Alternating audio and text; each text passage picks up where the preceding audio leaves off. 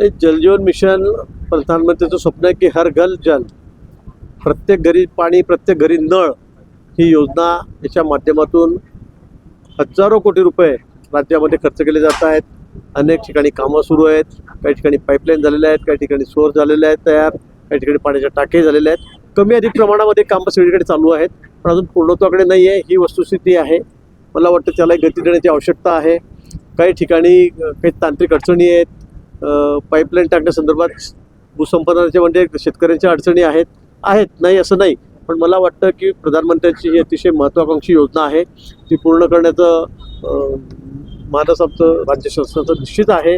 त्या संदर्भात मला असं वाटतं की वारंवार अधिकाऱ्यांना सूचना दिल्या जात आहेत, ठेकेदारांना ताकीद दिली जाते, त्यांच्यावर कारवाई केली जाते. मला वाटतं लवकर ज्या योजना कार्यान्वित होतील. कागदावर या योजना पूर्ण झाल्याचं दाखवलं जात आहे. तुमची असेल किंवा वरिष्ठांची असेल फसवणूक होती यात.